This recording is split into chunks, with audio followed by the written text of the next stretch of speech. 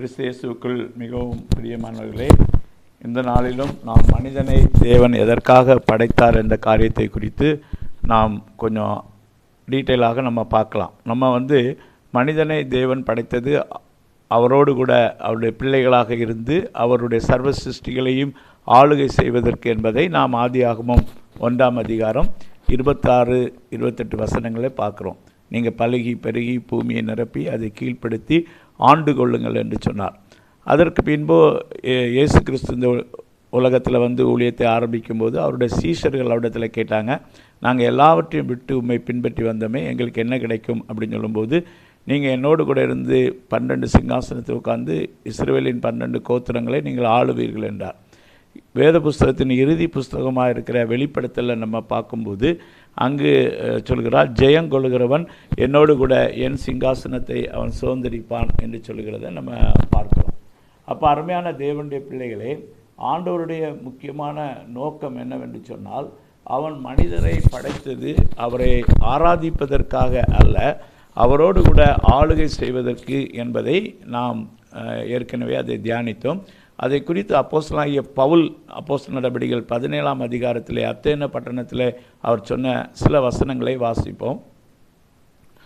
அப்போஸ்தலர் 17, 23 முதல் 25 வரை. எப்படி என்றால், நான் சுற்றி திரிந்த உங்கள் ஆராதனைக்குரியலை கவனித்து பார்த்த பொழுது அறியப்படாத தேவனுக்கென்று எழுதியிருக்கிற ஒரு பலிபீடத்தை கண்டேன். நீங்கள் அறியாமல் ஆராதிக்கிற அவரையே நான் உங்களுக்கு அறிவிக்கிறேன்.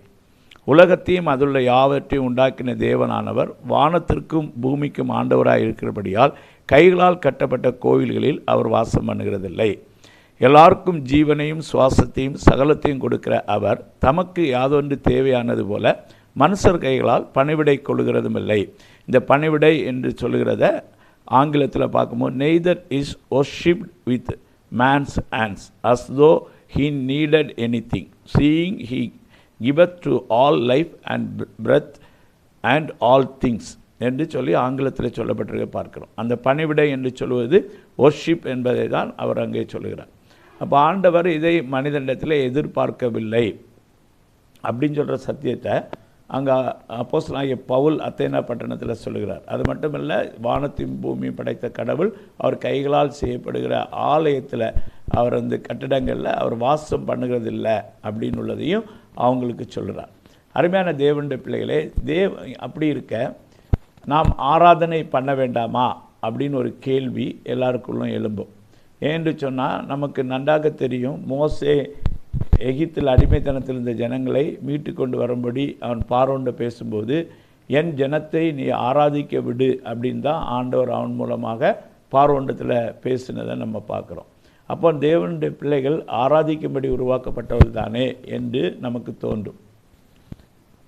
இதே போல் இன்னொரு வசனம் ஏசாயா 43:21 நம்ம பார்க்குறோம். இந்த ஜனத்தை எனக்கென்று ஏற்படுத்தினேன், இவர்கள் என் துதியை சொல்லி வருவார்கள் என்று அங்கே சொல்லப்பட்டிருக்கும். இந்த வசனங்களை வைத்து விட்டு தான் ஆமாம், மற்றவர்கள் சொல்கிறது போல, மற்ற மதத்தவர் சொல்லுகிறது போல கடவுள் மனிதனை படைத்தது அவரை ஆராதிக்கிறதுக்கு தான் என்று சொல்கிற எண்ணம் பெரும்பாலும் கிறிஸ்தவ மத போதர்களாலும் அது போதிக்கப்படுகிறது.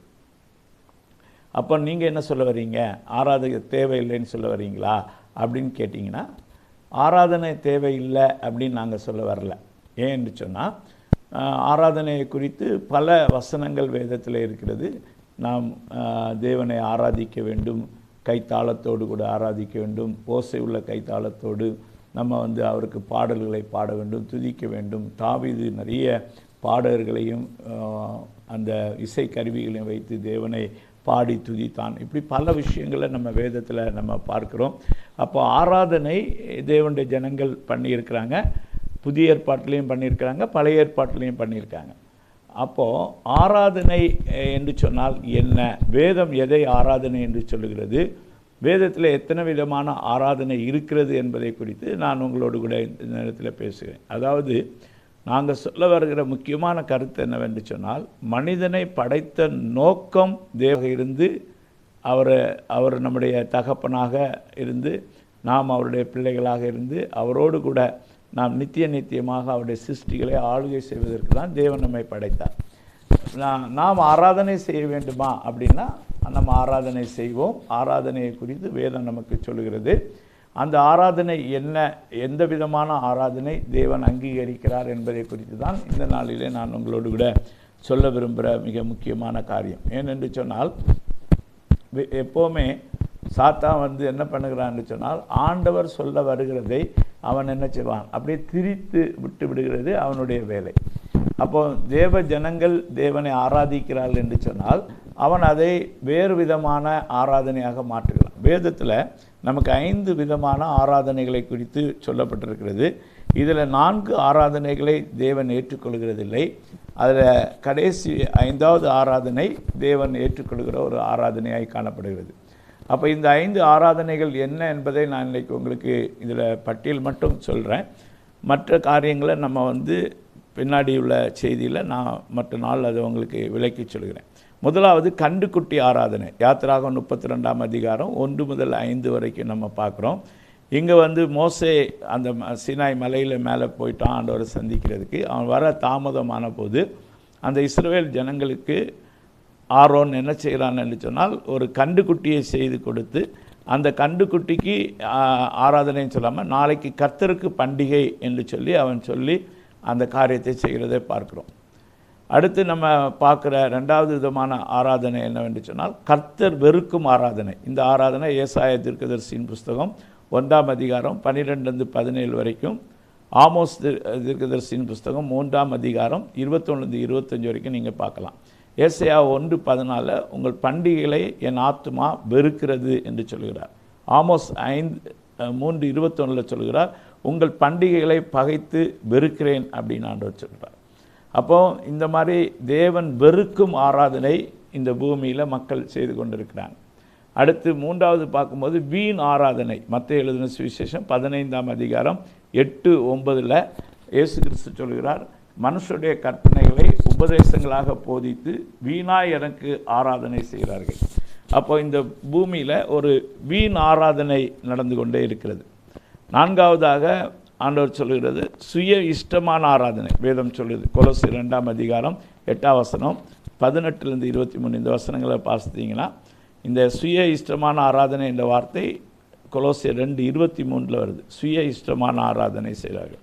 இந்த ஆராதனையில் மனிதனுடைய கட்டளைகள், மனிதனுடைய உபதேசங்கள் அது டாமினேட்டடாக இருக்கும். நீங்கள் இதை குறித்து 1 தீமோத்தேயு 4ஆம் அதிகாரம் 1 முதல் 3 வரை உள்ள வசனங்கள்லையும் நீங்கள் பார்க்கலாம். இப்படி இந்த 4 ஆராதனைகளை கர்த்தர் அங்கீகரிக்கவில்லை. ஆனால் இந்த ஆராதனைகள் இந்த பூமியில் நடந்து கொண்டே இருக்கிறது. 5வதாக வேதம் ரோமர் 12:1 புத்தியுள்ள ஆராதனையை குறித்து பேசுகிறது. இந்த புத்தியுள்ள ஆராதனையை தான் தேவன் ஏற்றுக்கொள்கிற ஆராதனையாய் காணப்படுகிறது. ஆகையினால அருமையான தேவனுடைய பிள்ளைகளே, நீங்கள் இன்றைக்கி எந்த விதமான ஆராதனை செய்கிறீர்கள், அந்த ஆராதனையை தேவன் ஏற்றுக்கொள்கிறாரா என்பதை நாம் கவனித்து பார்க்க வேண்டும். ஆண்டவர் ஆராதனை என்று சொல்கிற அந்த புத்தியுள்ள ஆராதனை முக்கியமாக நம்முடைய சரீரங்களை நாம் ஜீவ பலியாக ஒப்பு கொடுத்து, அது ஒரு வாழ்க்கை முறையை தான் அங்கே ஆராதனை என்று ஆண்டவர் சொல்கிறார். தானியேலுடைய வாழ்க்கை இடைவிடாமல் தேவனை ஆராதிக்கிறாய் என்று சொல்லி அவனை குறித்து அவனுடைய ராஜா சொல்லுகிறார். அந்த இடைவிடாமல் ஆராதிக்கிற ஆராதனை என்பது நம்முடைய வாழ்க்கை முறை என்பதை தான் அது காட்டுகிறது. அதை தான் புத்தியுள்ள ஆராதனை என்று சொல்லி நம்ம பார்க்கிறோம். இந்த 1 மணி நேரம் 2 மணி நேரம் நம்ம வாரத்தில் ஒரு நாள் போய் செய்கிற பாடல் பாடி நடனம் ஆடுகிறது வேதம் அது ஆராதனையாக அங்கீகரிப்பதில்லை. அது ஆராதனையின் ஒரு பாகமாக இருக்கலாம், ஆனால் அதுதான் ஆராதனை கிடையாது. பாடல்களை பாடுவதும் நம்ம நடனம் ஆடுவதும் ஆராதனையின் ஒரு பகுதியாக இருக்கலாம், ஆனால் அதுவே முழுமையான ஆராதனை கிடையாது. முழுமையான ஆராதனை நாம் 24 மணி நேரமும் 365 நாளும் நம்முடைய சரீரங்களை தேவனுக்கு ஜீவ பலியாக ஒப்பு கொடுத்து செய்யக்கூடிய புத்தியுள்ள ஆராதனை, அதை தான் தேவன் அங்கீகரிக்கிற ஆராதனை என்று சொல்லி பார்க்கிறோம். இந்த ஆராதனைகளை குறித்து நாம் வருகிற செய்திகளில் நாம் மற்ற கண்டுக்குட்டி ஆராதனை என்ன, கர்த்தர் வெறுக்கும் ஆராதனை என்ன, வீண் ஆராதனை என்ன, மற்றும் சுய இஷ்டமான ஆராதனை என்றால் என்ன, இந்த ஆராதனைகளை குறித்து நாம் விளக்கமாக வரும் செய்திகளில் பார்ப்போம். கர்த்தர் நம்மை இந்த வார்த்தைகளினாலே ஆசீர்வதிப்பாராக. ஆமென்.